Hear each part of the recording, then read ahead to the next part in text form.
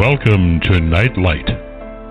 Step away from the mainstream and gather around as we enlighten the world and our realities and travel this cosmic journey we call life. Join us as we share with you and provide that beacon that can guide us all to a better way.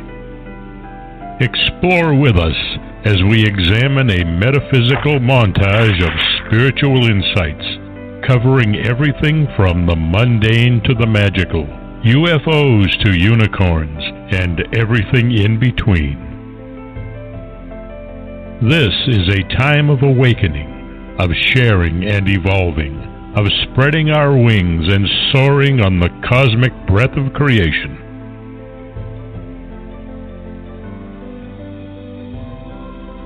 Come and join with other light-minded spirits as we weave our lights together to seek understanding, enlightenment, and, with a little luck, some wisdom.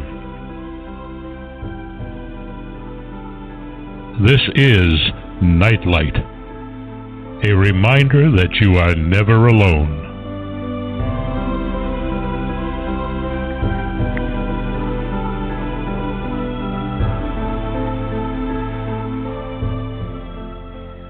Welcome, everybody, to Nightlight. So glad you could join us here today.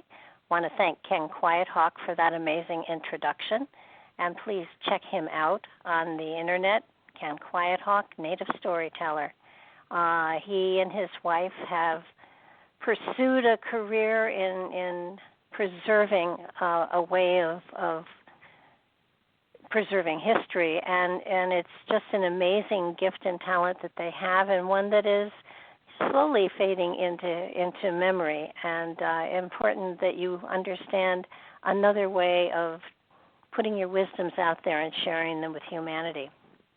I have a special guest with me today, and I don't normally go into their bios heavily, but this one is so cool.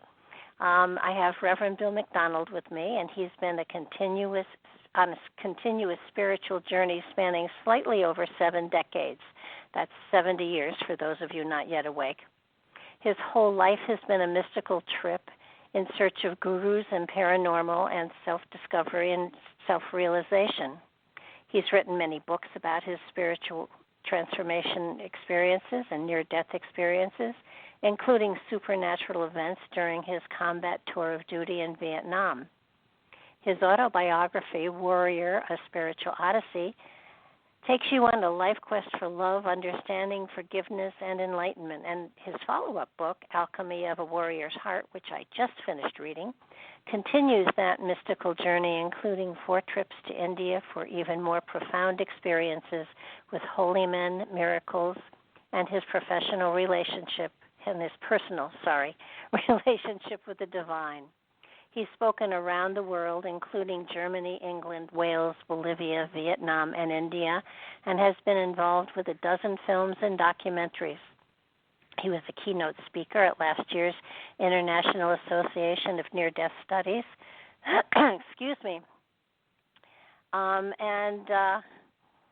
their 2019 conference, and has been on over 1,500 TV and radio shows over the last 20 years. He is the founder and president of Spiritual Warrior Ministries and the founder of the Military Writers Society of America and the American Authors Association. Currently, he's working on 6 nonprofits assisting everything from suicides to PTSD for veterans to world peace organizations. He's an award-winning poet, author, documentary film advisor, minister, artist, a Vietnam War veteran with a chest full of medals, including the Distinguished Flying Cross, the Bronze Star, and the Purple Heart, and 14 air medals, etc. I love that. He's been married for 51 years to his high school sweetheart and has 6 grandchildren, and on top of that, he's taking the time out for us today to be on Nightlight Radio. I'm honored to have you with me, Reverend Bill. So glad that you're here to join us. Well, namaste from smoky West Coast, where I'm watching the sunrise up there at the moment through this blood red orange sky, which would normally be an awe moment, like, wow, look how neat, until you realize that's going through all that ash and cloudy smoke and everything. But California will survive like the phoenix, right? We will rise from the ashes. Well, the Native Americans used to actually burn forests on a regular basis to feed the soil. So, in the long run, possibly this is healthier for the environment because all of the ash mixes in with the soil and makes it a richer environment for new trees to grow. Well, as long as we don't make an ash out of ourselves, I guess we're okay. Yes. Don't build in the middle of it, I think, is the secret. You have a profound bio here, and it is fascinating, the journey that you've been on. And of late, I have run into so many people who are seeking to be on a spiritual journey and aren't really sure how to do it. And it feels like your life has been a journey that from a very, very early on, you were aware of the spiritual nature that was kind of guiding you through life. And you have so trusted to the spiritual guidance that you've gotten that your experiences have been nothing short of absolutely miraculous and profound. No, that's you've hit the nail on the head. It's all about trusting the universe, trusting God, trusting the divine, and that manifests itself in many ways.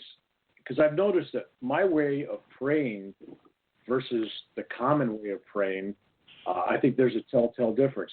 For example, most people pray to God like God is Santa Claus. God, I need a job. God, I need a car. I need money. I need my health. Save somebody, they're dying. They always go to the divine for a favor, for a gift, to change their destiny. They don't want to deal with their karma. And me,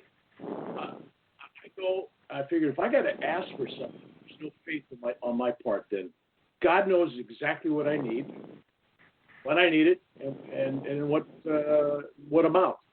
So, like when I was really young,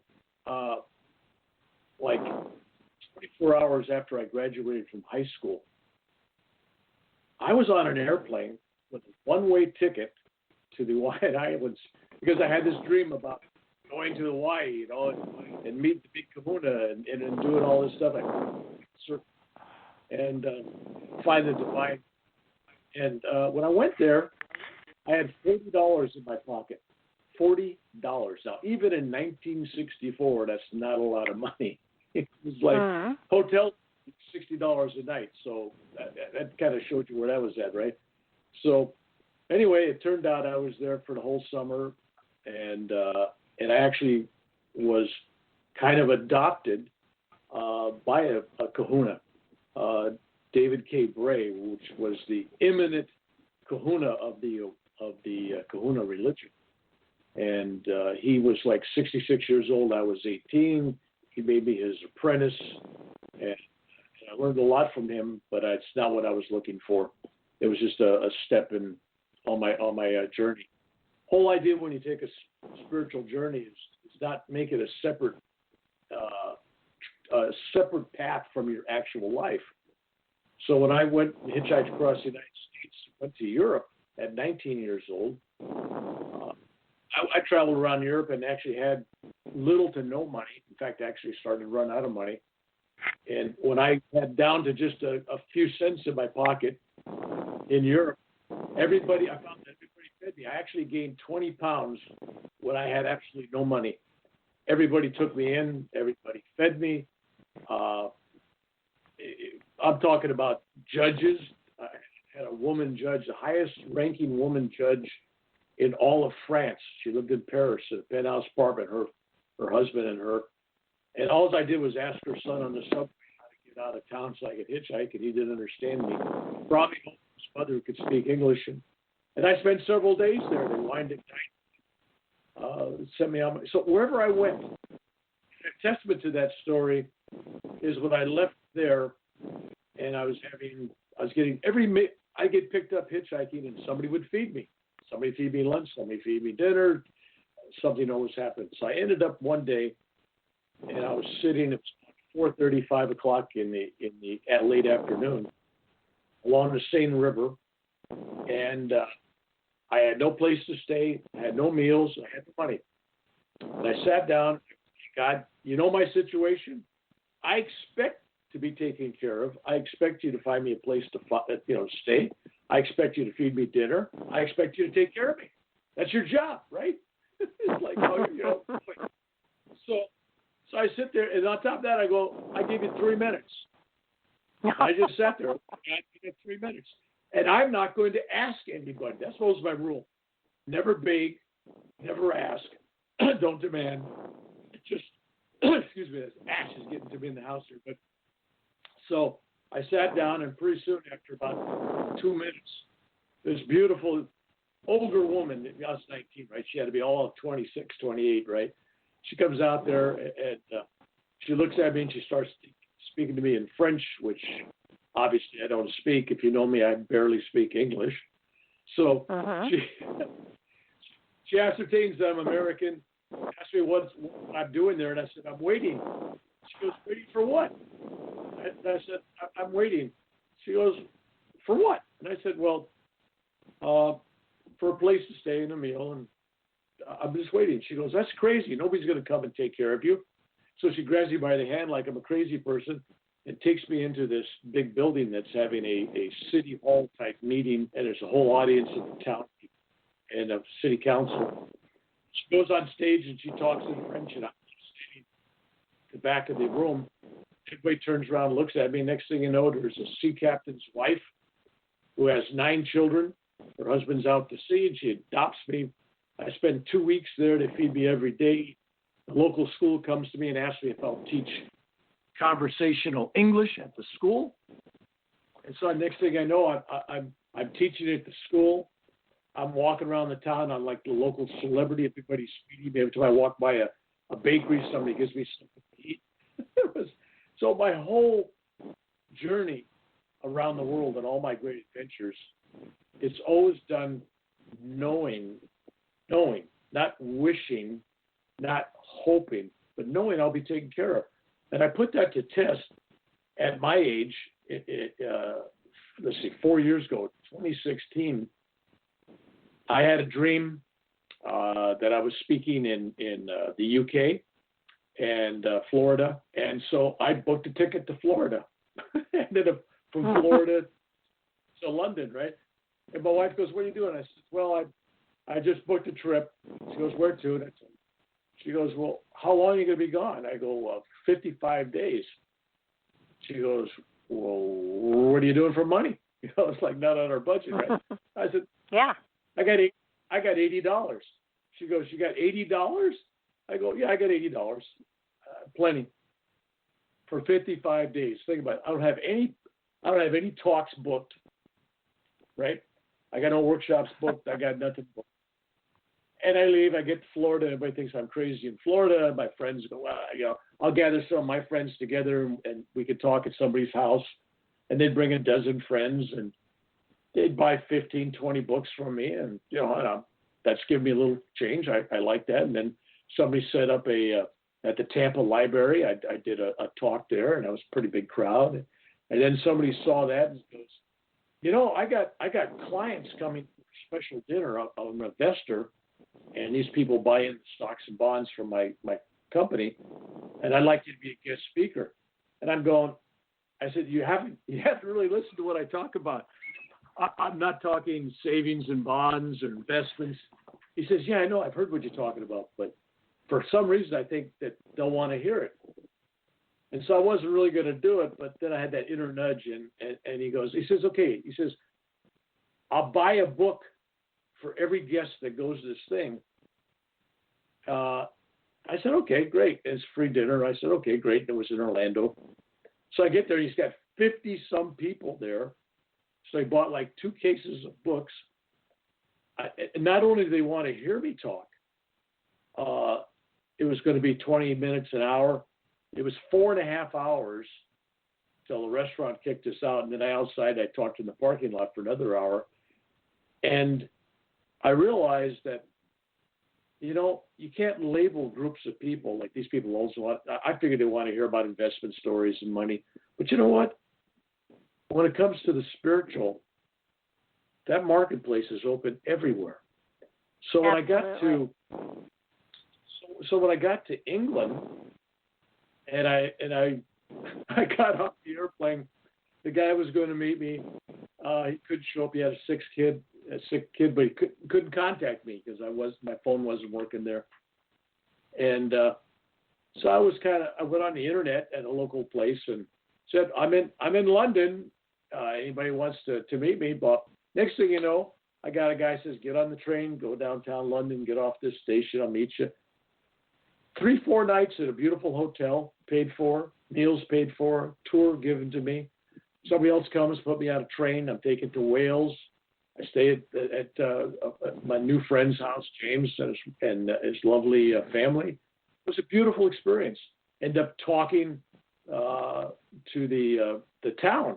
They had a big gathering, huge gathering in the city, and they had their MP. That's kind of like a congressman, and they had all the local people there. And I was one of the guest speakers there. It was really kind of neat. And then I got booked at the Red Corner Gym, which I go, what? I'm going to a boxing gym, martial arts place.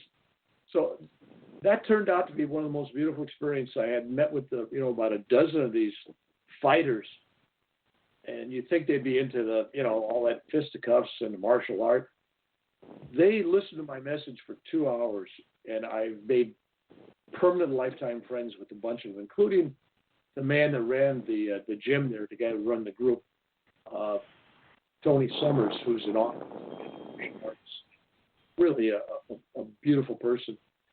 And then I met a guy named Jeff Thompson, who I just interviewed on my YouTube channel. Just another beautiful human being. But it was just one great thing after another great thing. And I mean, even when I went to the airport to leave, the airline had some kind of problem, and they said, "Well, stay at the Hilton.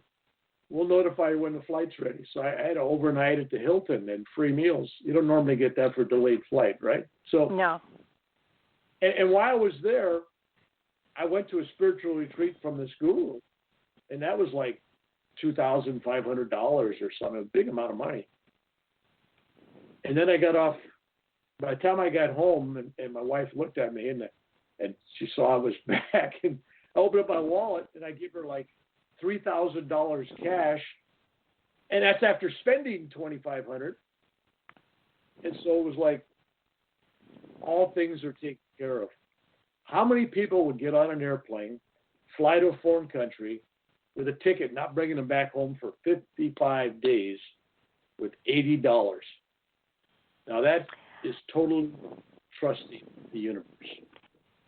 It is. And you've had a lifetime of building up that understanding and that trust, and having it validated time after time after time, so that you have invested yourself in the spiritual journey profoundly. I mean,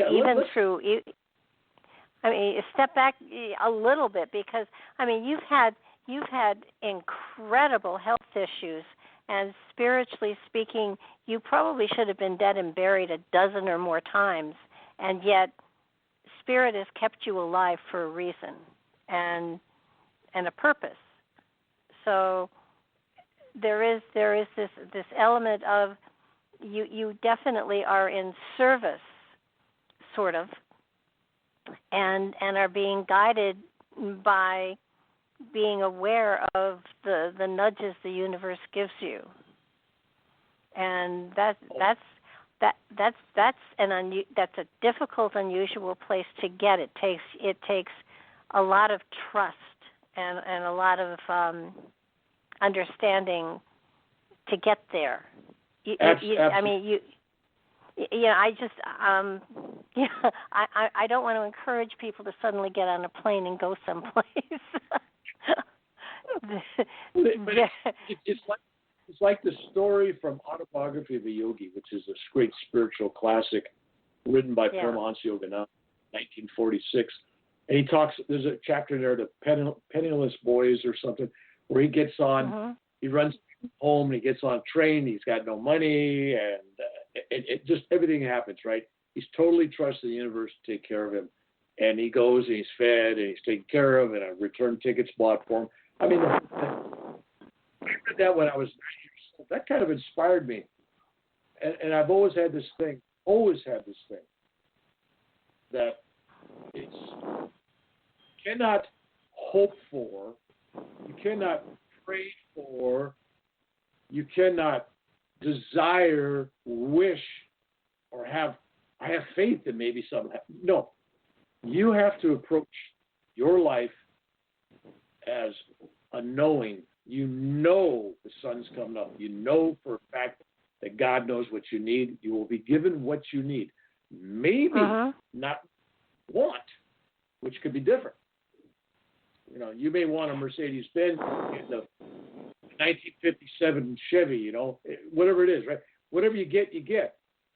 So the divine universe will take care of you. We manifest what comes to us. And that means good, bad, indifferent, and everything else.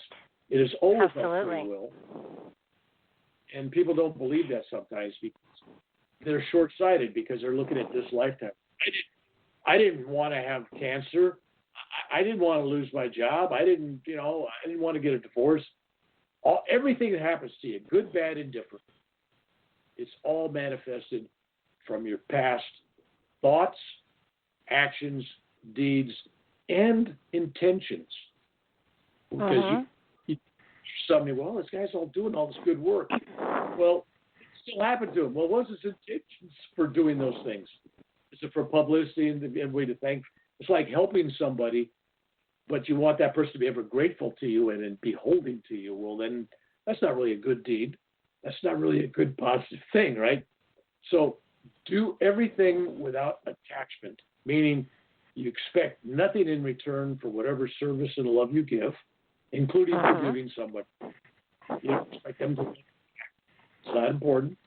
So that's my philosophy. And for those people out there that say, "Oh, he's on this spiritual journey," and I'm thinking of them saying, "No, we are all truly on a spiritual journey. Some of us are making it." I think also that term unconditional comes in here too, and that's a mountain in and of itself. To be unconditional in your life, to truly not expect something in return for a kindness or love or favor that is given, to just give and have open hands, because it's amazing. You get so much more when your hands are open than when they're clutching. So, it's you give and you don't expect, and when you don't expect, that's when magic happens in your life, as far as I'm concerned. The times that I have just done things because it felt right, it felt good, and I had a good time, and it didn't matter if I got anything back or not. I didn't care. And those are the times that I can remember being at a convention a long time ago now, decades ago, and because what I was doing was unusual, I told them it was a spiritual convention, and said, look, the things that I do are unconventional, so let me do them for free so people can be exposed to them, and if they want to donate to the organization, fine, but I just frankly, I want to have the experience and play with it, so let me play with it. And it was amazing, because by the end of the conference, I had been given more gifts than I could count. And it was just because people were very appreciative of what I had done, but I hadn't done it in anticipation of getting anything back. I just was having a very good time playing with a new modality, and seeing if it would really generate the kind of information and wisdom for the people that I was working with. And it turned out it was really cool, and everybody enjoyed it and got something out of it, and I was giving gifts all over the place. So and again, if you give knowing that something's coming back, then it's not unconditional. No, so so it's an amazing experience, and once you cue into it, once you start living with it, once you start applying it to your life, it does work. But it has to be unconditional. And, if you're thinking, well, I'll get something, then it's not unconditional. That's the key. And as a minister, I'll say this, because I counsel people on marriage and stuff. And it's like if you marry somebody and you're expecting a certain reward to come back, well, if I do this for him, I expect reciprocated, right? Well, then you're basically selling your love. You should do kindness and love people just because that's who you are. I tell people, when life is over, it's not really who loved you, because that could be influenced by gifts, favors. You're famous. People are hanging around their fan. I mean, there's all kinds of stuff, right? It's not who loved you. You're defined by who you loved. Even if the whole world hated you, but you were praying for the world and you were helping and serving the world and nobody even knew it, your intentions were to better the world, to raise the level of love and energy and forgiveness. That's what counts. Because you can't control, that's the key. You can't control who loves you. There's beautiful people out there that children refuse to talk to them because why? Parents insist that they get off drugs, right? Well, geez, terrible parents want the kid to get arrested, go to jail, or die from drugs. So the kids don't like them, right? So you can't judge it. Well, the kids didn't like them. And no, the parent loved the child, and sometimes by loving the child, the parent sometimes to be a little wiser. Sometimes it means being a little more firmer, and sometimes it means taking a beating for doing the right thing. So that's, I tell people, it's always about what you can do for others, not what others can do for you. And as Kennedy said, right, ask not what your country can do for you, right?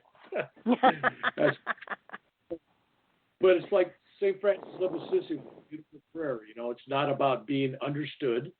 It's about understanding. It's not about getting. It's about giving. It's not about being loved. It's about loving. It's not about being understood. It's about understanding others. And I think, I'm paraphrasing that, I think that basically is the essence of where I tread my path. It's all about love. It's all about service. And I have these things happen. And you've read some of my works. Watch maybe some of my YouTube. And my spiritual experiences are all over the map and beyond the map. But it's like in India, when the young devotee goes to the master and goes, Guru, I just had this wonderful experience, samadhi and blah, blah, and they go on and on. What does the guru just pats him on the head and says, go sweep the porch, go fetch the water, chop the wood. It's just what it is. Don't get into it, right? So on your spiritual journey, and I'll emphasize this again because this show is not about me and it's not about you really. The people tuning into this, why are they tuning in? If they happen upon this thing, they're tuning in for some other organic reason, whether they understand it or not. There's a message here someplace that they look for. So we never really waste our time. There's no accidental, I try to tell that to my insurance agent. There's no such thing as an accident. In your case, there is. We're rubbing. But anyway, so life is truly our creation. And that's kind of where I was trying to go this morning. It's truly our creation. We manifest, to go back to what I was talking about, we manifest every aspect of our life, including our health. Now, there's issues we don't fully understand, when it comes to karma, because you see some people having some god-awful stuff, and some very saintly people having some, St. Francis of Assisi, I mean, he had his eyes, he was blind, all these things, and some very sick saints and sages and stuff. And you go, what's going on? So you don't know sometimes some of the great ones like Jesus. I mean, did he deserve to be nailed to a cross, and beat up and all? So you got to ask yourself, sometimes the great ones or spiritual beings will literally take on karma for the world, for others.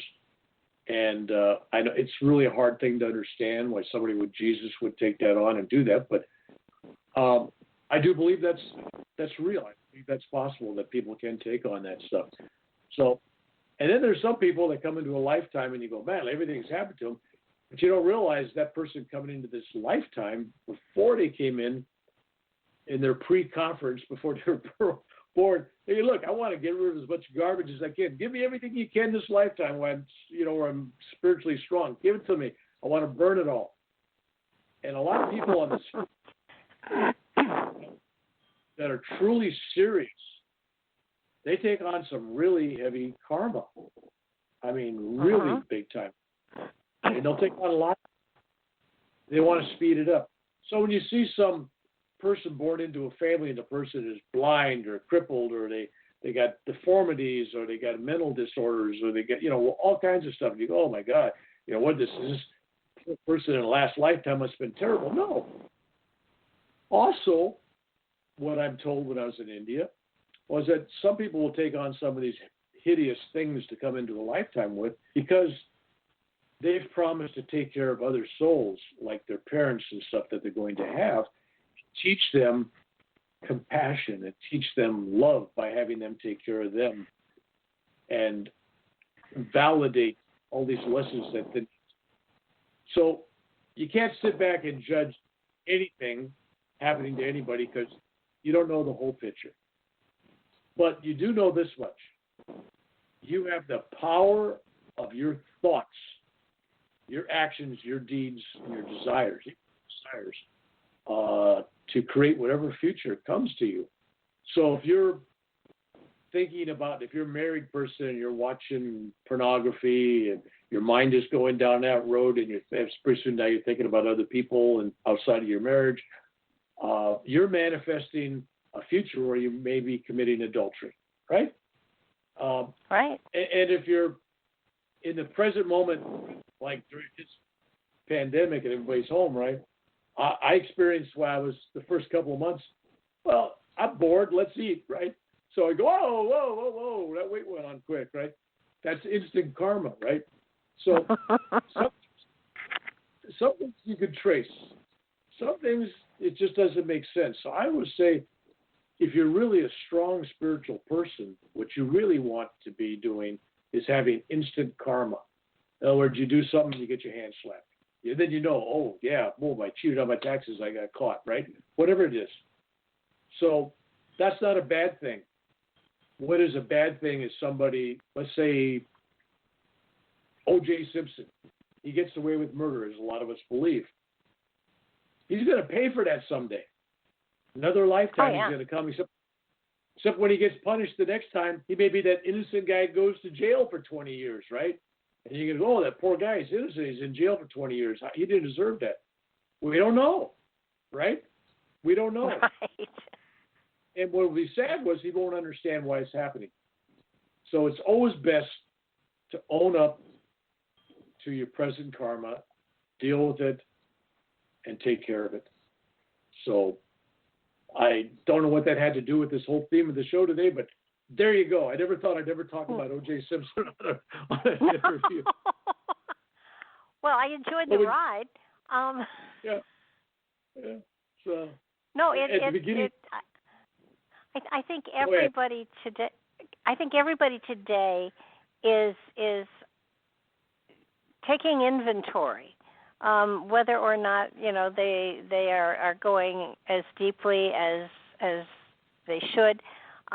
They're probably going as deeply as is appropriate for them. And I think what I'm seeing basically is people taking stock, taking inventory, and for the most part, trying to take responsibility. I really believe that there is a new awareness out there, and I think I'm also seeing people change how they perceive God, the Creator, the Source, whatever name you want to put on it. I believe people are getting a different perception of where we came from. Yeah, what's happening out there right now is, if I could just interrupt her, because you bring up sure. People are reevaluating. That is so true, and I don't see it as a bad thing. But people are looking at the differences now. They're going, well, I've been religious, but am I spiritual? I've had people kind of come in. I've had even ministers coming to me, and they go, well, I'm a religious person, but I really want to be spiritual. They finally realized that there's really two paths there. There is a religious path. Oh, yeah. You do all this stuff out front, and you attend church, and you got a social life in the church, and you do good works with the group, and you got a dogma, and you got, everything, ceremonies, everything else. And you can quote holy books. And then there's a spiritual path, which is truly the inner path, and it's got nothing to do necessarily with the outer. Now, if you could do both paths, that's a beautiful thing. It's nice to belong to an organization or a group. I really see good things coming out of that if it's a compatible group with your beliefs. But as with most people, what's happening right now, people are changing. They may start off believing one way, and then when they become a teenager, maybe they start to change. They go to college, they look at things different. Time they're 30, they're thinking different. A truly evolving, open soul may have many pathways. He's not going to stay in any particular, or she in any particular box. It's the person that never gets out of the original box. Limits their choices. They accept, this is a religion I was born into. This is the faith of my fathers, right? This is the political party I was born into. This is the part of the country. This is our belief system. Whatever it may be. I like to believe that I raised my kids to be totally independent, whatever they want to believe. And that means politics, that means religion, that means spiritual philosophy, whatever. I hope the same for my grandchildren. I don't want people to mimic. And my friends the same way. I have diverse friendships, all political walks of life, all spiritual walks of life, all religious walks of life. And my whole question is this, like when somebody knocks on my door, that perpetual person at your door, hands you out a religious brochure. I say, are you happy with what you got? They go, oh, yeah. And I go, great, so am I. Have a nice day, right? I'm happy with what I got. Yeah. I'm glad you're happy with what you got. Great. And I meant that. I don't want to change them. I don't want to bring them in and give them a lecture and discussion. You can't debate religion. And we found out lately you can't even debate politics. It's like, what? No. but that's and I think that's really what I'm seeing is that everybody has a different perception of where we come from, and they're all right. Yep. Yeah. No. It's here's the problem. The problem is when I have the only truth. My religion is the only truth. We are the chosen people. Everybody else is going to hell. Right? As soon as you start believing that your political party or your church or your group or your country is the only best and the only answer, then you're going to have conflict. And that's the world right now. You got religious groups out there that, we've seen it, trying to take over the world. They take over big pieces of the country. They want to kill people because they're not their religious belief. It's like, wow. So I'm at peace right now with where I'm at, and I'll guarantee you that if I live another 5 years, I'm not going to be the same person. And if we have another interview, I'm going to be totally changed. I'm not the same person I was 5 years ago. So it's an evolving door. When I got to a place where my total focus was on the spiritual, I believed I had of course a spiritual perception of everything, and I tell people today, I can tell you what my belief system is today, but check with me tomorrow because it will be different. It's constantly, it's constantly changing. It's constantly evolving. It's constantly going in directions that I had never even thought about. But suddenly I'll wake up in the middle of the night and say, I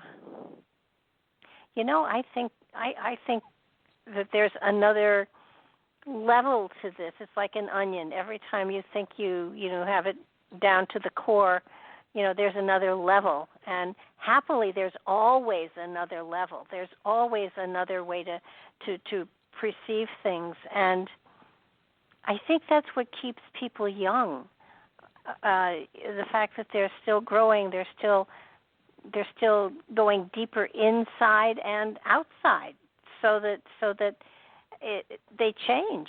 I have often thought that every decade I became a new person, and it's almost every 5 years that's happening now. So I would like for people to feel the freedom to do that, to not feel locked into a dogma or what. I mean, a religion is fine and wonderful, but spiritually speaking, you can go in lots of different directions and not compromise a religious perception. No, I have this rule because I'm a guest speaker, a guest minister at churches all over the world, actually. And I go in, and first off, I have this rule: respect what you go into. In other words, I don't give us or a belief system that's going to be 180 degrees belief. So if I speak at a Catholic church, to a group at one of their weekly meetings or somewhere, they bring in senior citizens. For here, there's a group that came in. There's a few hundred of them. They meet during the week and they talk about philosophical, spiritual stuff. I'm not going to talk about karma. I'm not going to talk about gurus. I'm not going to talk about any of that crazy stuff. But I will give them some beautiful stories. Like one of the stories I give them, since we're just kind of rolling along here. This is one of my go-to kind of stories. I like to tell these what I call chicken soup of the soul type stories. There was this day. I'd only been out rafting a few times. And I live right here close by Sacramento, where the American River, and the Sacramento River come right through Sacramento, and everybody rafts. If you live around here, you go rafting. It's a big deal, right? Well, I'm an Irish guy, and so I'm very sensitive to the sun. And if I go rafting, I get burnt really bad. So anyway, some friends came to visit, and randomly, we want to go rafting. So, okay, so we go get a raft. We're going down the American River, summertime, and we randomly pull over to the beach on the way down, and I see a crowd of people looking out in the water. And I realize they're looking at a body that's underwater, and nobody's going out. So I'm running down the beach. I'm not exactly a young guy, but I'm running down the beach. And I get there just as a couple people decide to pull this 17-year-old boy out. And they drag him out, and they lay him on the sand. When I get there, he's laying on the sand. Nobody doing CPR. Nobody's doing, pushing on his heart. Nobody's all standing there looking at him. And so I approach, and there's a whole group of there must be 50 young people. And I look up at the parking lot as I'm running there, and I see that there's a bus. The First Baptist Church of San Jose, they come up. And I'm going, great, look at nobody's. Anyways, the guy's laying there. And there's no pulse, no breath. He is beyond blue. He's that great. To be honest with you, he was underwater for 6, 7, 8 minutes. That's a long time. And he's been laying on the beach about a minute. When I got there, like minute, maybe 2. So I immediately started mouth-to-mouth resuscitation, and I knew this guy. I just knew it. I'm a former lifeguard. You know, I have to be trained. I have to be the only person on that beach, apparently, that had life. Mine was in the Army. So it was like I was an expert, right? I'm the subject expert. So I'm on this guy, and I just keep going and going, and pretty soon he blew. You know, I don't know if you ever given anybody mouth when they drown him, but they explode, they vomit all over you. I mean, it's just, you know, in my beard, my face, everything. But I was happy. I cleaned it off, gave him some more money. And when he finally gets up, 17 years old, and he's kind of standing. And when he's breathing, I could hear the feeling of water in his lungs still. So I was telling him, you better go to the doctor and everything. And then I'm looking at this young, beautiful teenage girl, looks like about 16, 17. And I said, what's the matter with you? Your friend's laying here on the beach dead, and you guys aren't doing anything. Nothing at all except look down at the sand. What's wrong with you? And she looks at me and she goes, well, mister, we weren't doing nothing. I said, yes, you were. You weren't doing anything. She says, we were all praying that Jesus would send an expert, somebody who knew what he was doing, to save our friend. Oh. And I'm going, what? What? She says, and she looked at me again, and you came. So then I humbly walked away. I'm going, so there was my arrogance, right? I was condemning all these young people, and none of them knew what to do. So what did they do? They prayed. So when I tell a story like that, now think about that. I tell a story like that, whether it's a Catholic church, Lutheran church, Buddhist church, makes no difference. Everybody can relate to that, right? Oh, so, yeah. That's a beautiful thing. So then when I go talk to a Hindu group, or I talk to an Indian group or a Buddhist group or something like that, I'll tell them the story about how I helped this guy on the highway along the Ganges River, on this highway that right by the river that was dead. Anyway, we're bumper to bumper traffic by the Ganges River, and nothing's moving. And just in front of us is a tractor that is pulling a trailer full of vegetables. I don't know, beets, onions, right? I don't remember what it was. Could have been beets. And on top of this trailer, on top of this food, is a bunch of villagers. So in India, the farmer's going to drive this stuff to the market, so people will hitch a ride for a full amount of money, right? And they'll just ride it. So you sit in your park, and I'm looking at the old guy. He's looking at me. I'm inside a car with the driver, and we're having eye-to-eye contact. And I'm just looking at him, and it was kind of a confusion. And all of a sudden, our lane is dead stop, bumper to bumper. A bus is passing in the wrong lane, going down the road facing traffic, right? About 40 miles an hour.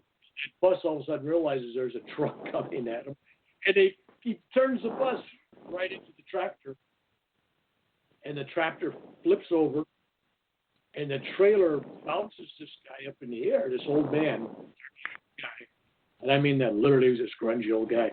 And he flips in the air and he lands just smack. The sound was the most horrible sound you could hear. Picture somebody falling like off a two-story house onto asphalt, right? And it was just splat. And he's laying there. His eyes are open, but they're not. I jump out of the vehicle. Meanwhile, the driver, being an Indian, he's going to make a getaway, right? He backs up, pulls out. He makes a getaway. The bus driver drives away. He didn't run, right? Even though he has a whole bunch full of people as witness, right? I come out, and I go over to the guy, and he's not breathing. There is no pulse. His neck is kind of loosey. His body is, it's like he's got everything. But his eyes are open. He's just kind of, and he's looking at me. And so I take off my coat, and I just nudge it under the nape of his, half of his neck, and I take a bottle of water, and I just kind of clean his face. And I'm looking at him, straight love looking at me, straight love. I thought about mouth-to-mouth resuscitation because I could do that. And also, doing the chest, But his body's all broken up, and I didn't want to push on his chest. And this part of India, or during this time period, AIDS and all kinds of other tuberculosis and all kinds of other diseases were running rampant. So I'm doing mouth-to-mouth with this guy. I'm endangering my health, which would affect my wife and my children and my future and everything. Do I have a right to endanger my future with my family by trying to save this old guy with mouth-to-mouth? So the inner thing was no, but give him love. So I took my hand, my right hand on his heart, and I put my left hand on his forehead, the spiritual eye, and my fingers up on the crown chakra. Yeah. And I prayed, and I visualized light, love, and energy coming through the top of my head, through my spine, and out the fingertips in my hands. And I just visualized that. It was like electricity. It was like vibrant vibrations. It was like somebody turned on a current. And I just kept doing it, And pretty soon, the guy blinked. He was blinking, and he was looking at me. His eyes were open. So he came out of a total death zone. And somebody could say, well, maybe he was just really unconscious. Okay, whatever. But I didn't feel a pulse. I didn't see him breathing. Didn't see his chest going up and down. And his eyes were wide open, not moving. I've never seen anybody unconscious with their eyes wide open, not moving. I mean, that's kind of unique, right? He was dead. I know he was dead. A couple people around me watching that. And they were like, oh, wow, what's going on here, right? So I'm giving him love. And there was this connection made between me and him. It was just a beautiful, wonderful thing. And so at the same time, all of a sudden I hear a big commotion in the crowd.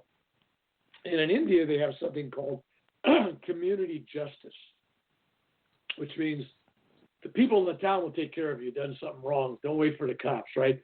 Down the road, a bunch of people had stopped that bus, dragged the driver off the bus, and brought him all the way back to this. They thought they were going to find a dead guy. And while they were dragging him down, there were people, everybody in the crowd, hundreds of people were beating him up. And so I got up, and that, no matter the fact that this guy did this damage and ran away, I was empathetic to him. And so I ran into this mob of people, and my driver is chasing me, going, you're crazy, don't. And I go in there, and I start pulling everybody away from this guy, and there's fists flying all over the place. And I'm pleading with this mob. I said, don't hurt him. And then all of a sudden I feel two arms wrapped around me, and it's my driver pulling me away. No, you don't understand. Community justice, you're going to get hurt, right? As I'm praying for God to help this guy, a police officer with an automatic weapon comes running, blowing a whistle. And the guy's pleading, please arrest me. Anyway, but the guy was a bloody mess. So there I was in a situation where I had empathy and love, and this guy appeared to be risen from the dead. People could argue with it. There's no doctor declared him dead. I declared him dead. I'm looking at him. To me, if there's no pulse and there's no breath and the guys are eyes open and they're not moving and not blinking, he's dead. All right? Yeah. And then my heart went out to him, but then my heart went out to the perpetrator. So it was a big, huge lesson.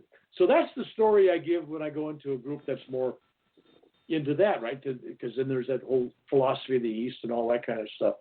So one has to pick and choose the audience. So you don't go into kindergarten class and start talking about college stuff, right? And you don't go into a group that believes in whatever they believe in and start talking about something. So there's always common ground. And I found that my stories about peace, love, healing, and forgiveness always resonate with no matter what audience I'm with. I've given talks to prisoners, I was a volunteer chaplain at Folsom Prison. You know, Johnny Cash going Folsom Prison, right? So, right. Folsom, toughest prisons in California, and I had I would go in there with guys that were lifers. Nobody was coming out. I mean, they were 25 years or longer, and the guys that had 25 years were already 50, 60 years old. Nobody's walking out of there. So you're not going to change them that way. I had to go in there, and with that group, I'm not going to talk great philosophical stories. I'm going to talk about thou shalt not knife to death your cellmate. Not a good idea, right? Thou shalt not. Right. But what I found, and I dealt with serial killers, child rapers, molesters, some of the most deviant people that you ever met, and they're not necessarily repentant. Well, when I met them and talked to them in small groups or a group alone, isolated from the guards and everything, I wasn't a threat to them. They would open up to me. I'm only 5'6", I'm just a little guy, 150 pounds. They don't worry about me. It wasn't a big macho thing. I was never going to macho these guys, right? But they could feel that. Open up and they'd tell you stories about their childhood. And when you hear their stories from childhood, you go, my God, this guy was being raised to be a serial killer. I mean, the examples of his family and how they treated him and the ideas in his head. But then again, we'll go back to karma and you manifest that. He got what he manifested and became what was to become of him. But it was still, in my heart, I saw them all as small children. And there's one guy who killed 7 women, and he did heinous things. I mean, it was brutal stuff. I prayed for him. I wished him well. I had great compassion for him because I knew the great suffering that was going to come to him. I mean, look what he's got to pay back. I don't wish that on anybody. So in Folsom, I told a little simpler stories, right? But anyway, that's kind of my life. It's all about love. It's all about service. And depending on which blog or I write in or what podcast I do or radio show or television interview or what group I talk to, I never have the same conversation with anybody. There's some stories that people want to hear that come up, and I don't really like to do repetitive stories, but there are, because some stories just have a good message and that audience hasn't heard it. But all in all, life is about giving. And so when this thing is over, and who knows when that'll be, I hope that I've done that. I hope I've given more than I've gotten. And because you said something earlier that you're doing all these things for people and you feel great, right? It's the most selfish. It's the most selfish thing you can do to help others, to give love to others. Because it's really selfish, because it's a never-ending gift to yourself. It's like, absolutely. Come on, don't make me feel good for this. Don't give me anything for this. But you're doing stuff out there, and no matter what you try to do not to get anything back, it comes back at you. Whatever you give out to the universe comes back. You know that.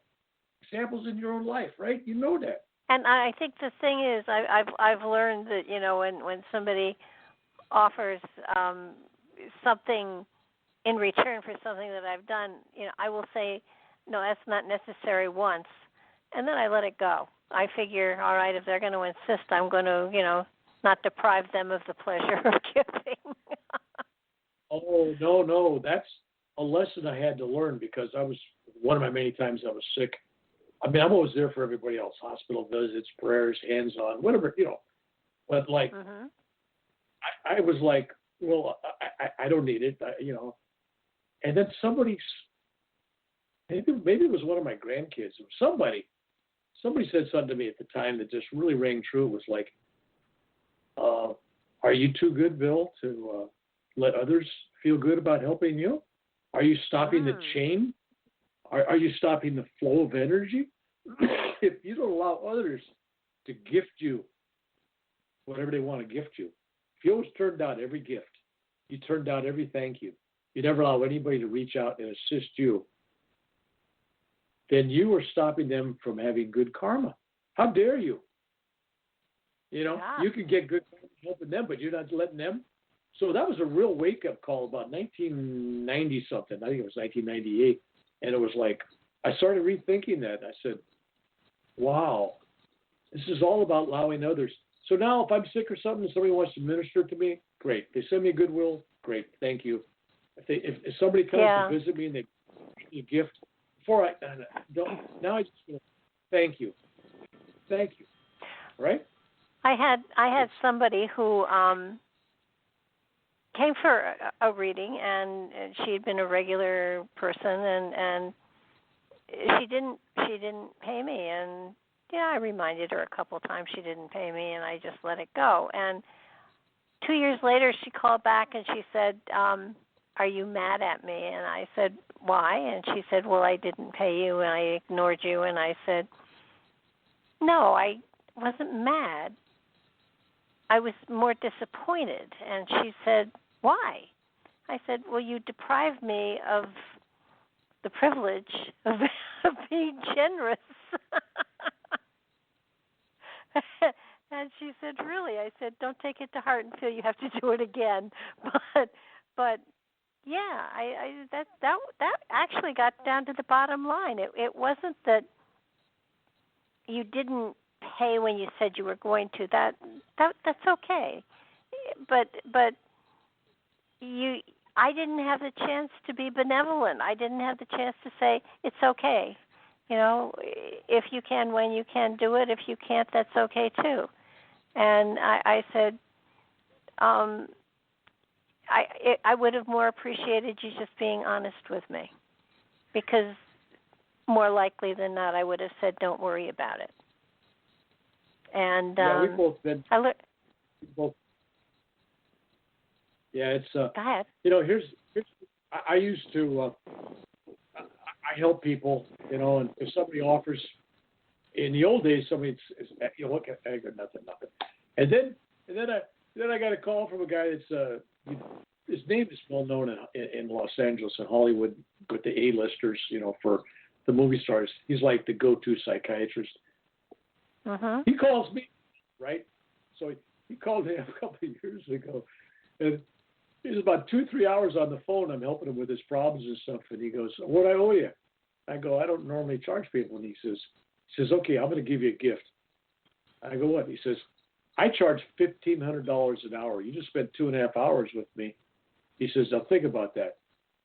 The people that I do it for, they listen to what I tell them because they paid so much money to hear it. They got it. They don't want to waste it. You gave me free advice." He says, "Like you give all these people free advice. How much do they value it? How much are they going to really take and do something with?" He says, "Great." He says, "But my advice to you in the future is somebody offers you a gift, take it."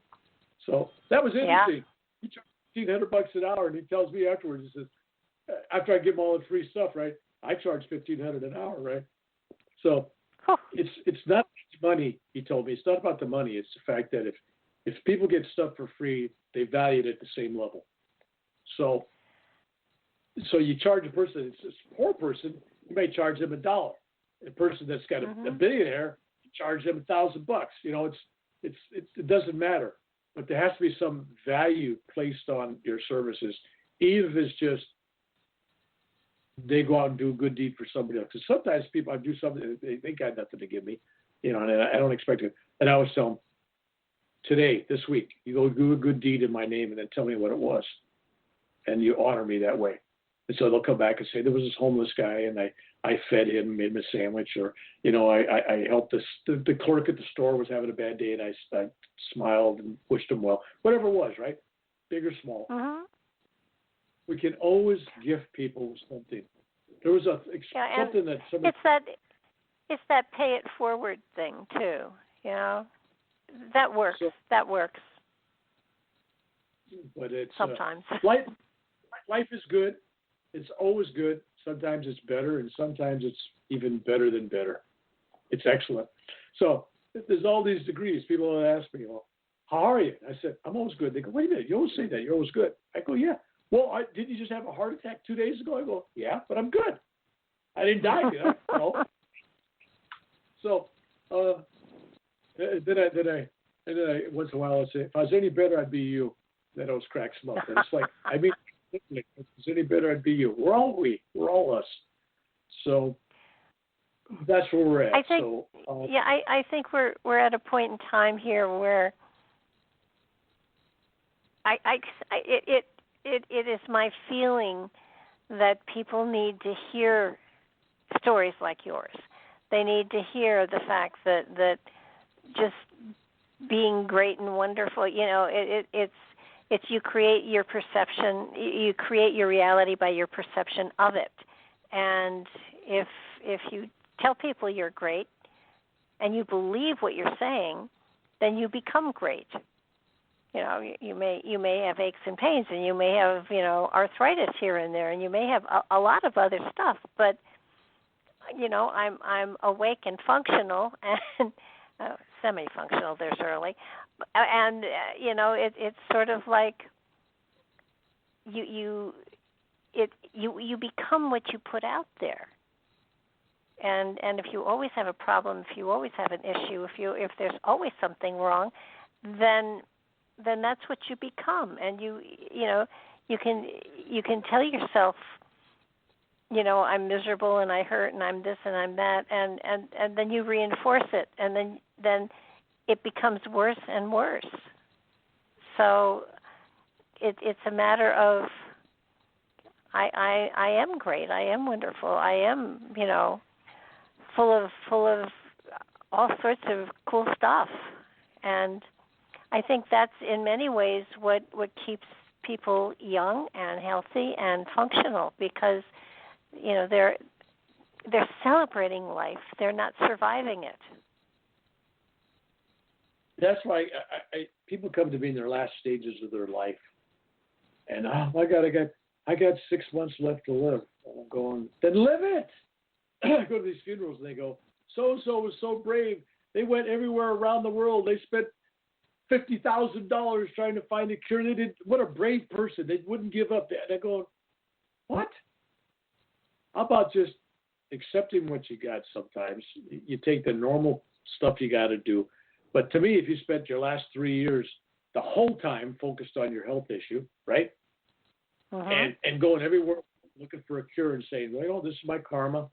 I'll do what the doctors tell me to do. I'll take the reasonable course of action. But when I'm not with the doctor, I'm not thinking about my disease. When I'm not taking my medicine, I'm not thinking about disease. I'm living my life. Because everybody around you, I've seen people like this, every day is talking about their health, what they're going to do. They're focused on it. They're online looking for cures. They're going to go see this miracle healer. They're going to do this. Just live your life. You're given all those days, take them. Yeah. Live with them. Right? So nothing's worse than not living life fully. It's like, well, I'm going to die in 3 years. I'm going to die in 6 months. I said, no, wait a minute. I could die in an hour from now. Nobody knows, right? Come on. No. You may outlive your family. You don't know. I just had a veteran friend, and 3 years ago, I think it was 3 years ago, I went to visit him at the facility he was in, and he was happy-go-lucky and good spirits. But he's going, yeah, my doctors told me I had 90 days or less because it's reached this level. And we went on talking, uh-huh. And that was all 90 days or less. He just died 2 weeks ago. 3 years. Come on, right? People are going, wait a minute, what was he doing? You don't want to ask the guy, hey, come on, when are you going to die? Come on, But seriously, the guy was living his life. Well, I got 90 days. Let's live 90 days, right? And then he just kept going every day after that as a gift. And it didn't any great pain, so it was like good. A long time ago, and this has to be, oh God, this is embarrassing. It had to be 50 years or so ago. I came down with ulcerative colitis, and they took me aside and they said, this is very serious. You're going to die of this. And at the time, I wasn't into the spirituality and stuff like that to the degree that I'm in now. And the comment that came out of my mouth to this day amazes me. I looked at them and I said, I don't have time to die. And, they looked at me and said, did you hear us? And I said, yeah, I just don't have time for that. I'll do that some other time. And I know they thought I was crazy. And to be honest with you, I did too, because that coming out of my mouth when someone tells you you're going to die, and you just say, I don't have time to die. I got too much to do. And, I'm still here. And I don't have ulcerative colitis. So that's a start. You're still here, right? So we can, everybody listening to this, she didn't die. No. So what's interesting is that trip I made to England, when I came back and landed in Florida, I was deathly ill. I actually got pneumonia, double pneumonia. I was having heart problems. I had pink eye in both eyes. I had strep throat.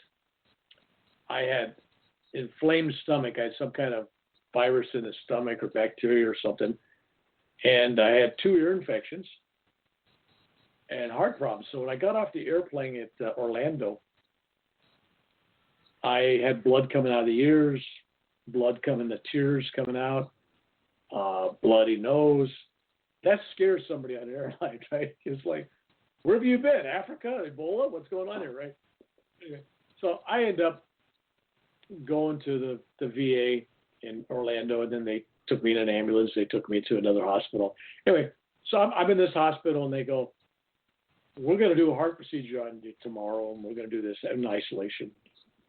And the night before the heart procedure, this July 2016, this friend of mine who is a Vedic astrologer, and he's like, I would say one of the top dozen or 2 in the world. I mean, the guy's really good. He does gurus. He does all these people, and celebrities and everybody else, and he knows his stuff, right? So he calls me up and he goes, Bill, I mean, like that, Bill, this is like, I'm going to have the procedure done like at 6 o'clock in the morning, and he's calling me up at 8 o'clock the night before, right, Friday night or whatever it was. He goes, don't let him operate on you tomorrow. I just looked at your chart. He says, out of all the things in your chart, and he's done my chart, he says, this is the absolute worst day of your entire life. In fact, this looks like this is your death day. It's predicted. Here it is. And my death was predicted actually by other astrologers as well, including a naughty palm reading. And so, yeah, that sounded real. And he showed me and told me this was in line. When the 7th house is in line with Mars, and Jupiter, got, into hair. But when all these things are lined up, this is what happened, right? I'm going, I ain't dying tomorrow. I go, what do you mean? I said, there's people I still have to help. There's still people that I've seen in visions, and they haven't come into my life yet. And so it's not going to happen. Don't let them outreach on you tomorrow. So, spoiler alert, I didn't die either. So both of us didn't die on them. So there you go. So I'm telling you, if you accept things as sometimes that by virtue makes it what it is. When you're told you got 6 months, and I've had friends, you got 6 months to live. You know what? 5.5, 6 months comes, they're dead. Not 7 months. It's right around 6 months. They die. That's it. They accept it as fact. But by the same token, if it's your time and you can accept that, that's all right. It's your time. Okay, great. If that's my time, it is. We have tattooed to our spiritual eye, someplace in there like a milk carton, due date, best used by, right, expires at. We got these expirations. And though we may think we know, people may tell us they know, that's when it's going to happen. Now, I do believe that certain circumstances, you could be given a reprieve, whatever. But even those things aren't accidental. Even those things are kind of, God must know about that ahead of time, right? Well, we'll take him here, but then we got to let him go. I mean, come on. What's not known? So that was my experience with that. But I've had 12 major heart attacks. 12 major heart attacks. I got 8, 9, I don't know. I got at least 8 stents, heart stents. I got quadruple bypass surgery, open heart surgery. I've been blown up by a rocket. I've been in 8 helicopter crashes. 8, 6 or 8. Who knows? Who counts at this stage? Anyway, at least 6, at least half a dozen. It might have been more. I've been shot. I've been in motorcycle crashes, car crashes. I've fallen off my 2-story house twice. Any idiot could do it once, but it takes a real guy to do it twice and survive. I mean, everything could happen happens. And I'm trying to tell you, when it's your time, it's your time. I've had 3 near-death experiences. I've had all kinds of other experiences. And it's always like, this is interesting. When I survive this will be a good story. And I'm laying there, I'm blown up, laying on the floor in Vietnam, and I got a little bit of blood on my forehead, and I'm unconscious. I just wake up and I'm going, damn, this will be a good story when I get home. I mean, how many people get blown up through the air and land on the cement floor? Come on, that's story time, especially for an Irishman. I mean, I can milk that forever, right? So and will, right? But you take what life gives you, but you have to realize you don't have control of others. So if we're in a world where we're not alone, although we could be lonely, but you're not alone. And you're surrounded by other people with their free will. And somebody with their free will may want to do harm to all of us. And we live in a country. And we have to realize that what happens in this country, nationwide, is a group karma. We're suffering the karma for the United States, for our history, for whatever. We've brought about all these things happening to us, be it an earthquake, hurricanes, forest fires, riots, injustice, whatever. It's a group karma. You have the privilege of being born in this most wonderful, beautiful country, and I love it. You have the honor this lifetime being born here, but you have to pick up the other baggage too. So whatever country you're born in, you also get that. And so the world right now is going through some world karma. But I'm looking at things thinking, as bad as things look, go back 100 years. Look at that flu, and World War I, and all the stuff that was happening, and they had the Big Depression. This is cyclic, but you notice it's better than it was 100 years, right? So things are cycling, but it's still going uphill. It's still going closer to the light. And this present virus that we have, God help us, it's deadly, it's dangerous. I mean, anybody can get it, as we can see. Oh, yeah. But it could have been much worse. There is a greater disease, what I call plague, because I have no idea what it is, but there's a greater one coming in the next decade or two. This dress rehearsal that we have for what's going on worldwide now is preparing us, because we're going to learn what worked, what didn't work. Did Sweden do the right thing, by just doing nothing? Did another country, that China, lock down totally the extreme thing? And is that the best thing when you consider everything like humanitarian rights and everything else? So what was in between? What worked for England? What worked for somebody, when this thing is over, is going to have to sit down and say, no politics here.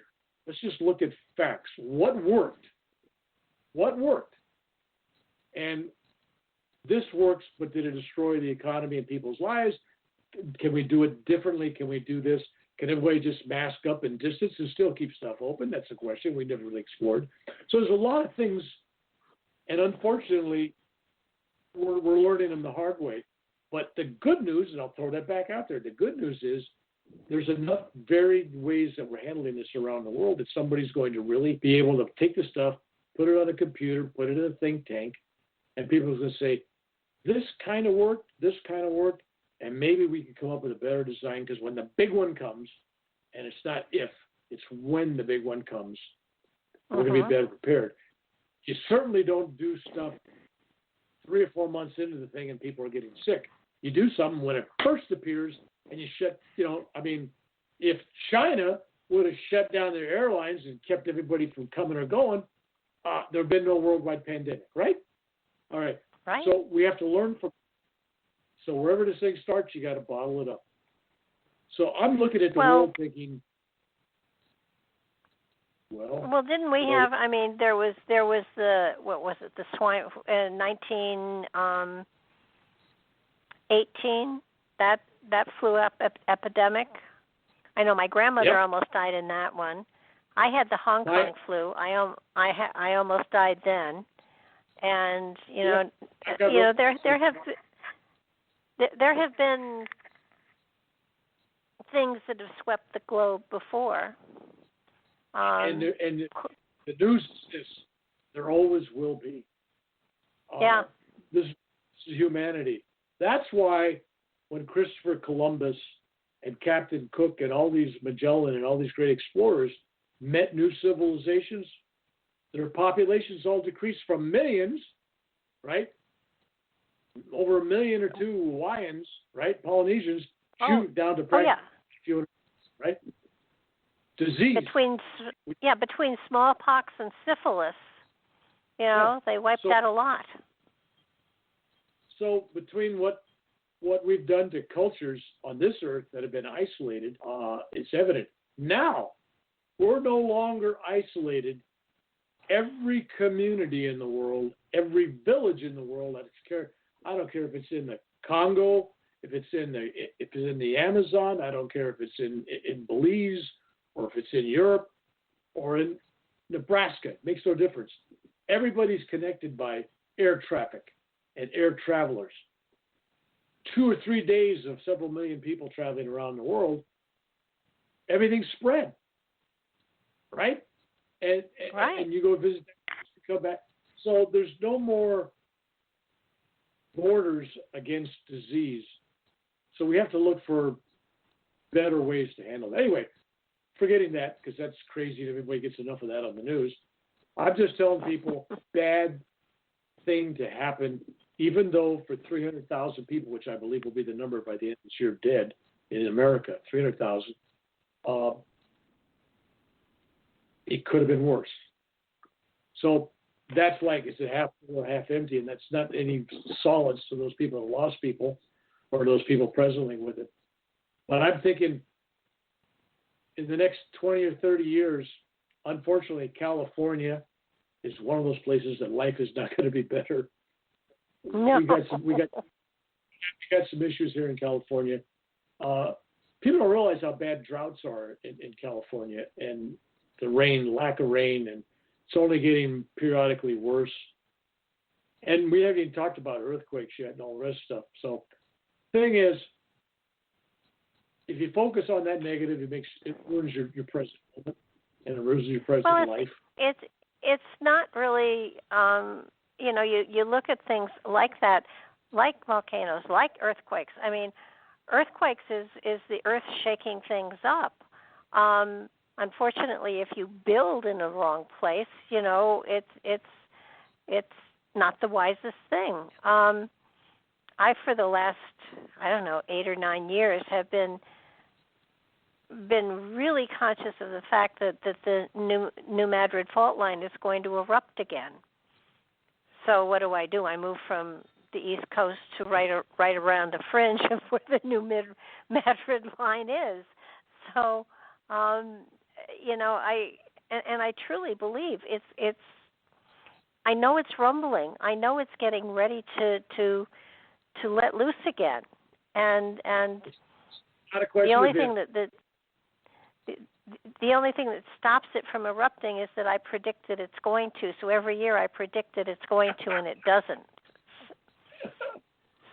So everybody can thank me because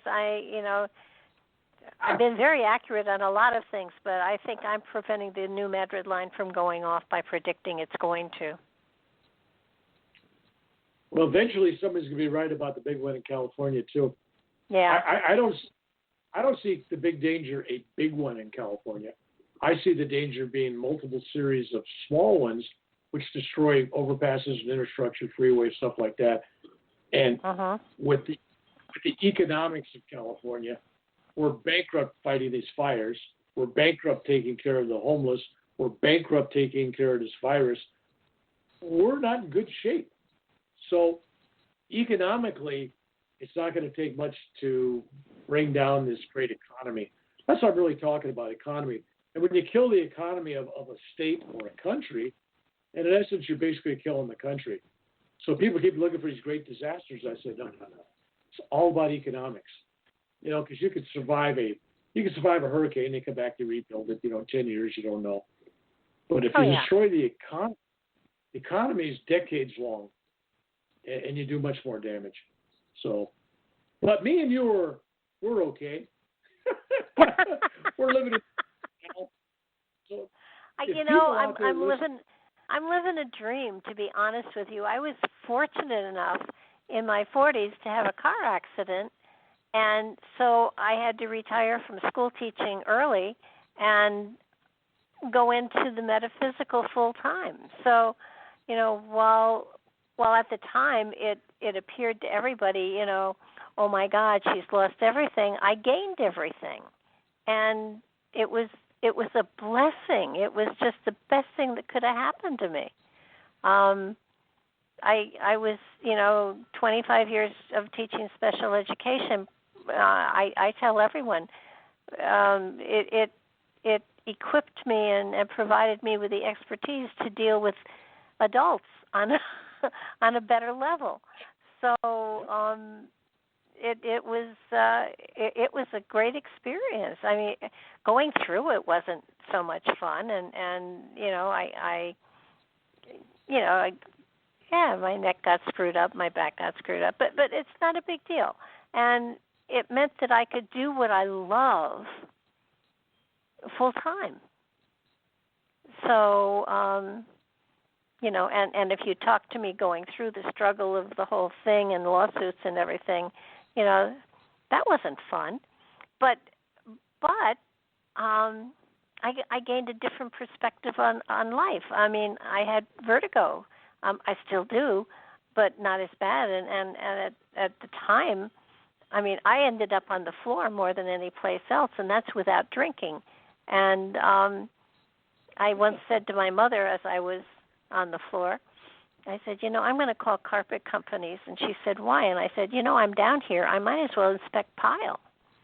And, she just looked at me like I was crazy. And it was because my career as far as a teacher was gone. I could no longer teach. And, there were so many things that I couldn't do. But I got to the point where I looked upon it as a gift instead of a challenge. It was a gift, and there's a reason this happened, and it's a good reason, and let's find it because it'll be more fun when I find it. But there was a lot of struggle in there, and I look back on it and I say it was a gift and it was a fortunate experience. And going through it wasn't fun. Going through it was miserable. But in retrospect, I see that it got me to a place that I wouldn't trade for the world. Well, that's like me. People read my books, they listen to my videos. My God, all this happened to you, And I'm going, yeah.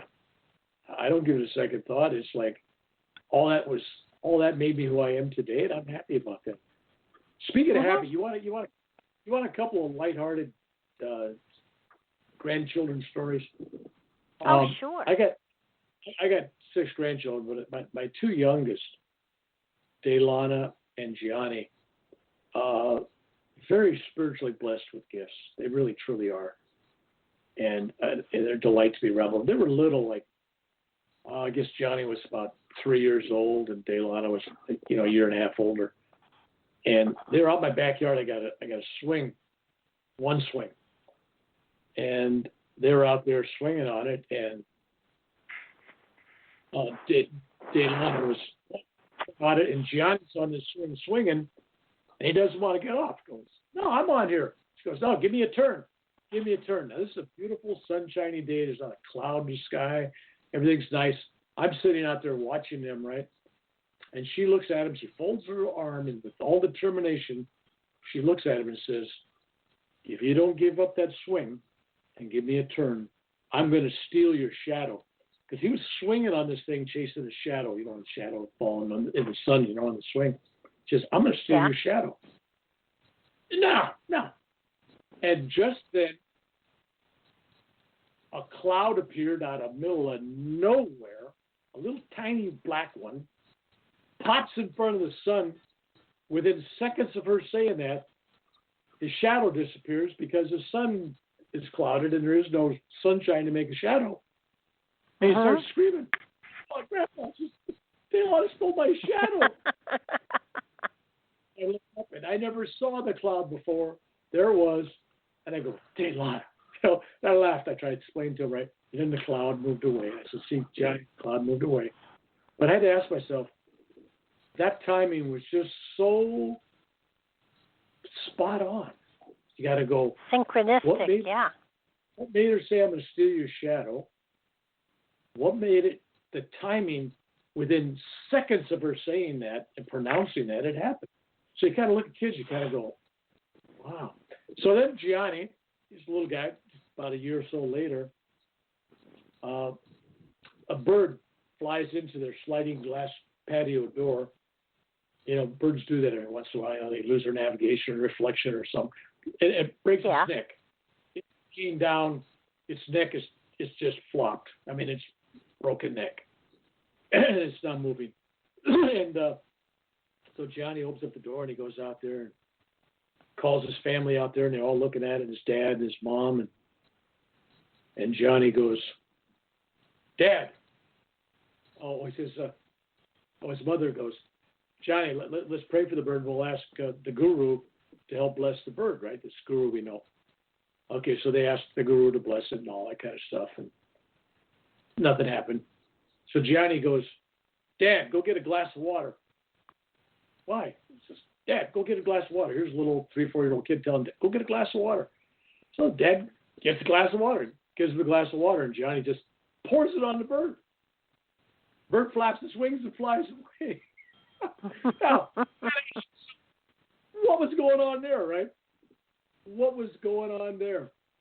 So, so later on, we met in the San Francisco Bay Area. We met this guru, and I had Johnny with me, and I said, Johnny, tell him the story about the bird. So he tells me the story, and then the guru looks at him and says, yes, I healed the bird, the guru says. And Johnny goes, no, I healed the bird. So this goes back and forth. He's taking credit for healing the bird, right? So finally the guru says, okay, Gianni. He says, we both healed the bird. So Johnny goes, okay. Anyway, it's just the kind of child he is, and when things like this happen, it's just really unique. It's like when the other grandfather died. In other words, I live 3 miles from his house. He sees me all the time. But he had another grandfather, his father's father, adopted father, lived about 40 miles away. So he only saw him a few times a year, 3 or 4 times. So he died. And this is a few days after this is a little while after his funeral and everything. And I'm babysitting Johnny. He's in my front room. He's playing with his Legos, taking his Legos, trying to make a helicopter out of them. And he tells me, Grandpa, I'm trying to make a helicopter like the helicopter I flew in the war. I go, what war? What helicopter? When I was in the war. So I just let it go, because kids that age, you don't question it, just let it go, right? Okay, he has some memory, all right. So then he's playing, and all of a sudden I'm trying to talk to him, and he's waving me off, going, quiet, Grandpa, quiet. I'm listening to Grandpa. And I go, yeah, you're listening to me. I'm talking to you, man. I'm trying to kid with him, right? And he shushes me up. He says, no, I'm listening to other Grandpa. And I said, well, what's he saying? And he stops. He listens. He says, he told me he loves me. And I said, you tell him you love him too. So he did. And then it was dead quiet in the house. And I'm going, wow, this kid's talking. I mean, because he kept looking at the ether someplace. I'm going, he's having a conversation, right? There's something going on here, right? So I thought, I got that message, and it's not just for him, because a kid believes that stuff. It's no problem. I said, his wife, she's sitting there at home. She's dealing with this. On this particular day, she was home packing up boxes of his clothing and his shoes and all those items that you give to the Goodwill when somebody passes away. And she was tearfully packing, and she was crying all day because she's packing this stuff up. All remembrances of him are going to be out of the house, right? Right. And so I said, no, this is great. She says, your other grandma, I've got to know. So I called her up, and she told me what she was doing. She was crying still. And I said, well, let me tell you the story. And I told her the story. And I says, I'm passing this on to you because my feeling, my intuition is this was not for Gianni. This was meant to be passed on to you, so you know he's okay. And then she broke down and cried. So children, and I point out just 3 of those stories, there's many more, but children, their belief system is so much more open. And yet we as adults contaminate their belief system. First, we tell them, there's this fat old guy, and if you're good, he's going to bring you toys. And if you're poor, I guess you weren't good because you didn't get anything, right? You got Santa Claus out there. And then you got the Easter Bunny that's laying plastic eggs with candy in them. Give me a break, right? And then you got a tooth fairy. If you lose a tooth, you put a tooth under their pillow and you get money. Unless you're poor, of course, you get nothing. So we want them to believe that, and we play that game with them for years. But when a kid tells you they talk to an angel, or they talk to their grandparents that are dead, we poop on it. We tell them, oh, it's your imaginary friends or whatever, right? When I was taking care of, I was at a camp, special needs camp, for adults with mental disabilities. So there was people different levels of ability there and everything. And this one kid, he wasn't a kid, he was like in his 40s or something, right? This one guy come up to me, and he goes up to the nuns. It was run by the Catholic Church. And he goes, I saw an angel. Angel talked to me. And then there's an angel in the tree up there, this tree where he was talking, right? And the nuns and everybody's going, yeah. It was like placating them, right? Yeah, okay, you talked to angel, you know. And I go, no. If he says he talked to an angel, he's not a liar. These people don't lie. You know, when they're gifted with these emotional, mental, different abilities, they don't lie. It's not right. They're not trying to impress you. When they say something, it's just from a child's heart. And I said, no. If he says he saw it, right? So the next day, we were inside this building. There's glass windows looking out at this tree, and this nun that was helping, she's taking a photo, and then she looks at her photo on her iPhone. And she goes, and she keeps blowing it up with her, you take your fingers to make the picture bigger. And in the tree, there's a white angel, like you have like an angel on a Christmas tree, just on a branch, right? She goes, what do you? I said, that's it. You couldn't see it with the naked eye, but you could see it in the camera. And it was like the same tree that he said he saw an angel in, right? And he talked to this angel. Yeah. And I'm going, now, you got to believe. Well, maybe it's just reflection of light. Everybody has 1,000 excuses, right? Well, the camera picked up, we can't see it. I said, you don't believe. That's why you don't see it. So, well, that's very true. After 25 years working with special ed kids, I call it magic, and I guess there are better words for it. But every now and then, one of them would come out with something that was just so spiritually magical. It was unbelievable. And because I deal with this stuff, I had such amazingly wise and special conversations with these kids about things that most people would have, said, hey, they're retarded. But they're not. No. And they're just different. No, I found out, embarrassingly so, I found out to myself. Nobody else was embarrassed. I was alone thinking. I came to this camp, it's 24/7 for a week, with these people, and help them. And I thought, I'm there to help them. I'm there to serve them. I realized they'd given me so many gifts They opened my eyes. I was Oh, prejudiced. yeah. I thought, they kind of all look the same. They're all the same kind of everything. My God, they're like snowflakes. They're all different. They're all got so much love. There's so much innocence. It's refreshing to be around people that are so innocent, and they expect you to be truthful, and they expect you to be honest with them and loving, and I mean, they just put it all on the line. So one of the greatest gifts I ever got was serving that community, and basically, to this day, I'm grateful I've had the opportunity. I'm not there this year because of the virus. Otherwise, I'd go back to Florida and work with them. But it was like beautiful, beautiful people. But it opened my eyes, realized that how many people and groups of people do we judge, rightly, wrongly, our own mind. Well, this group thinks this way. You got an image of people.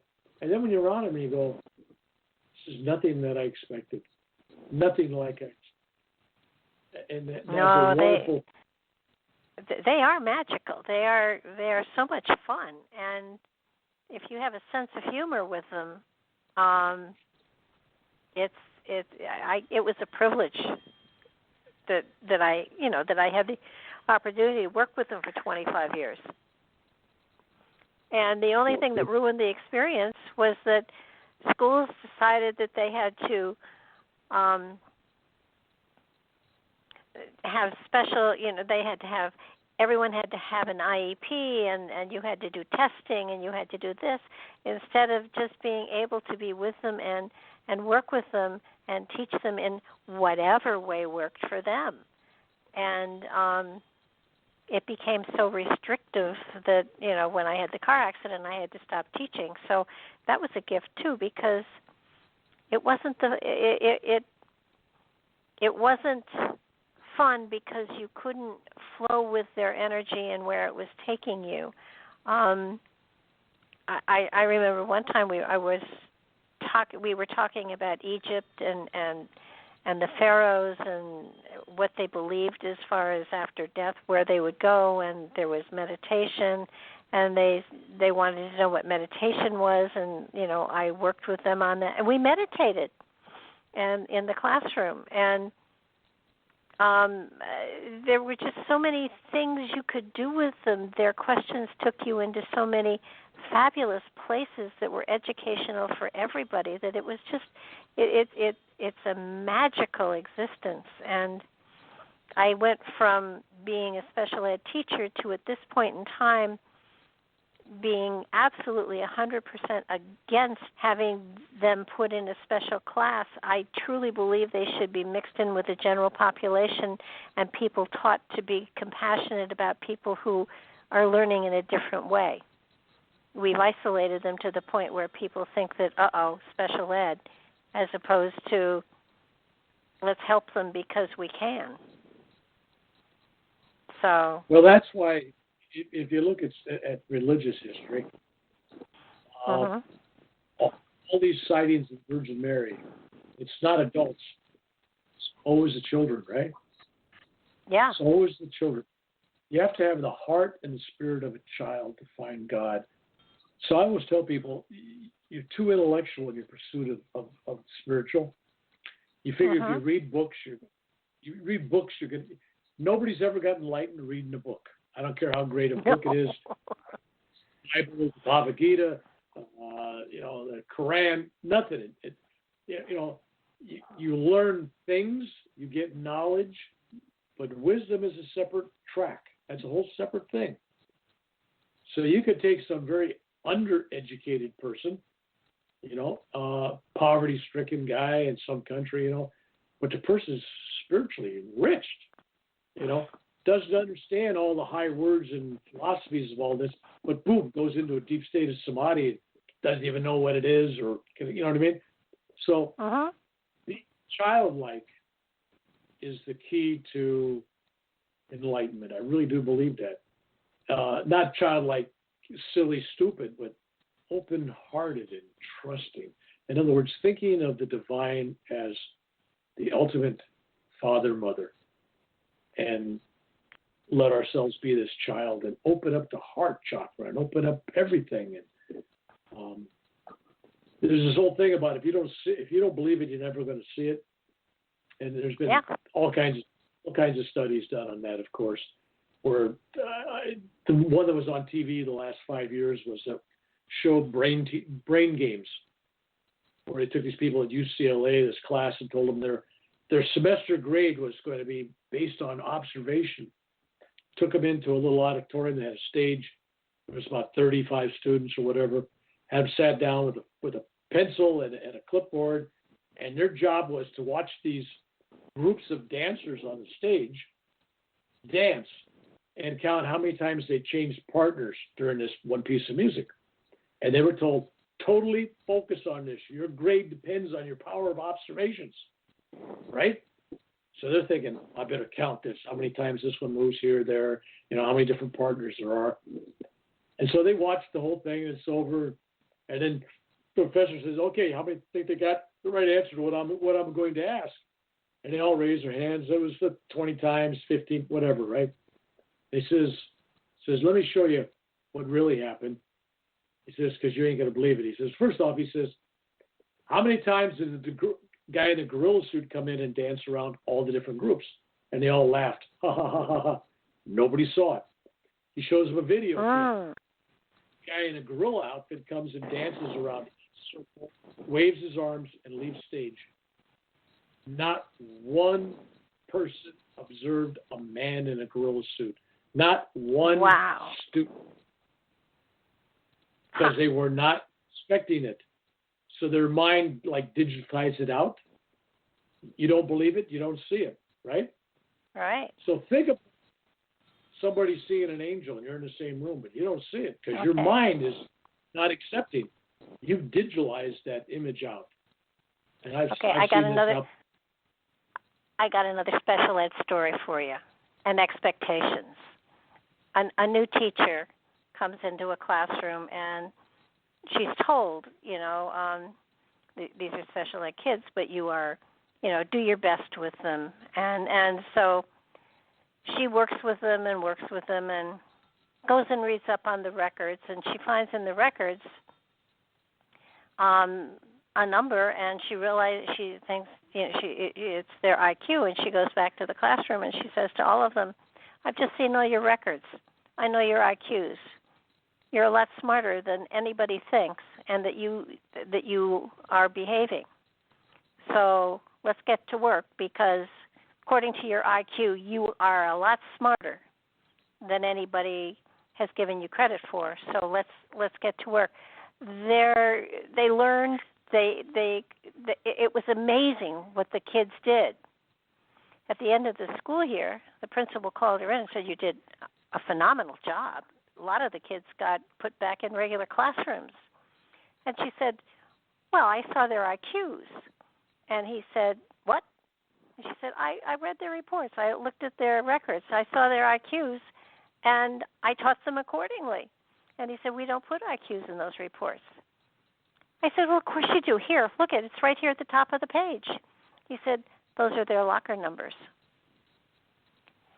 And because her expectation and their expectation when they were told they were smarter was so much greater that they lived up to the expectations.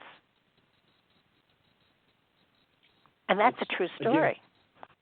Again, it's all about beliefs. So if you're raised in a household where your parents tell you you're stupid, you're dumb, you're never going to be any good, you're lazy, you're sick, you're nuts, whatever it is, how many people were raised in a household where parents belittled their own children daily, creating that belief system in the child about themselves? Nobody will look at you, you're ugly, and you see it, you see grown adults, you can tell what kind of raising they had, because some people they've lost that self-confidence, they've lost that self-belief, and they're needy. They never got that home. They never got the joy from a relationship. Somebody believes in them and trusts them.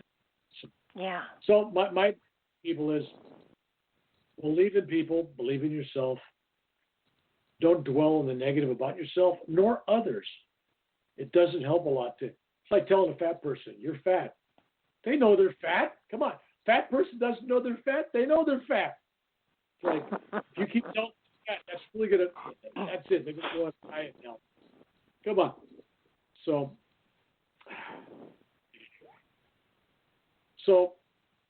in India, I had a talk about, to go back to this, if you believe it, you see it thing. I had a major heart attack. I've had heart attacks everywhere, and several in India, but I have to be more specific. I was getting ready to leave India. This was 2011. I was getting ready to leave India. I had a major heart attack, and I was the last day at the ashram. I'm staying at an ashram, and I was sitting in the kitchen area with about 4 other people, and I felt somebody. You ever be in a movie theater? Think about this. You're in a movie theater, and you know when somebody's staring at your back. Barbara, you ever feel that? So you know somebody's staring at you. You feel it. You turn around. What are you looking at me for? What? Yeah, you're staring at their back. You can make them turn around. So it felt like that. So I turn around, and over my shoulder is this dead yogi, this guru, Sri Teshwar, who was the guru of Paramahansa Yogananda, for those who have read the autobiography. But those who haven't read or don't know what he is, he died in the 1930s, but he was this very spiritual man and wrote a beautiful book and books. And there he was, standing there, and he had his arms folded, kind of looking at me, and I could feel this love, and I felt his presence. And so I looked around the group. Boy, it's smoke getting to me here in California. Sorry. And there was this lady there from one of the Scandinavian countries, a beautiful woman. I mean, physically beautiful, spiritually beautiful, just a nice person. And she goes, no, she hadn't been meditating deeply that many years. She was into it, but she says, I don't see anything. I don't feel it. Crazy. I said, no, do you see anything behind me? She goes, no. And I think there was somebody else with her. We don't see nothing. I said, okay. And then there was a guy from Texas, and I said, do you see anything? He says, well, Bill, he says, I see this bright light behind you, and I'm feeling great love. I said, well, okay, that's interesting. So he'd been meditating a long time, and he was into it. So his level of belief and acceptance, he saw the light. He felt love, right? And then there was another guy, a lawyer, young lawyer, and I looked at him, and I go, what do you see? He says, well, you're not going to believe this, Bill. And I go, yeah, try me. He says, I see Sri Teshwar standing behind you with his arms folded, much like our guru does when he's around you. And he says, I'm feeling love. Lots of love. And I said, yes, Brian was his name. I said, yes, Brian, it's exactly what I feel. So there's a case where there's several people in the same exact space of a building, right? Different levels of ability to believe, different openness, a different level of meditation, whatever it was. Maybe it was just belief. One or two not open to anything, and they didn't see nothing, they didn't feel nothing. But in that same room, one feels the love and sees the light. And the other was there to verify what I saw and saw exactly and felt exactly what I did, which gave me a gift. Because when you get somebody to verify when you're having a vision or something, it's really nice to have a verification once in a while. That's kind of nice. Oh, yeah. But it taught me a lesson that acceptance. There's 2 women, beautiful people, beautiful souls, but they had not been able to see it because their belief was not such. It just wasn't there for them. So we need to go through life and open our hearts up and open our minds up and really see what's there.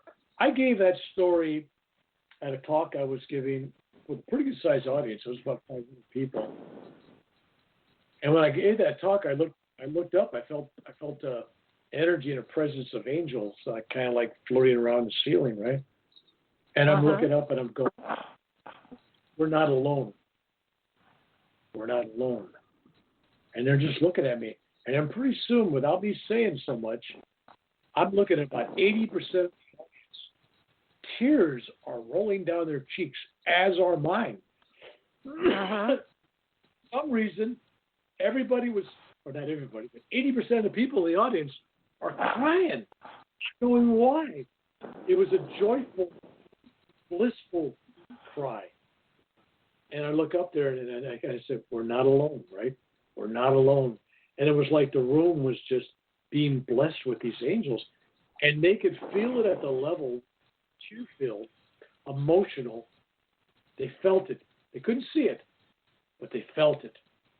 And I thought, when you could take almost 500 people and you get them into a metaphysical state where they could feel the presence of angels, enough to shed tears without knowing what's going on, I go, what a beautiful thing, right?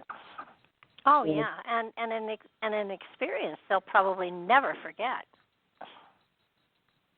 And part of that too is group energy helps you to get there.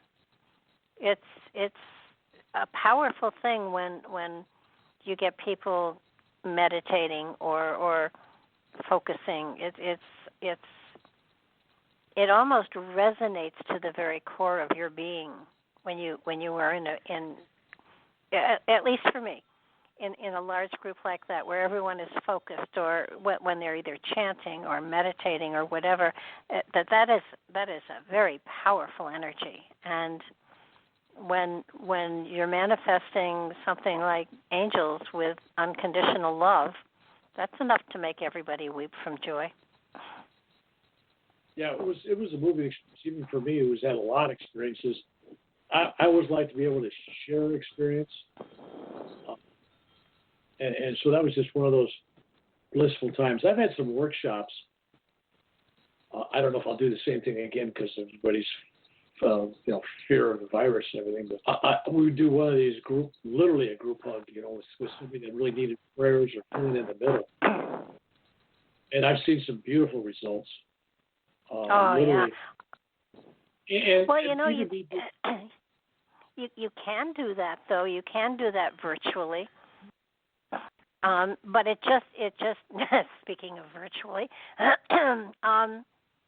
just noticed our time and we've talked it out.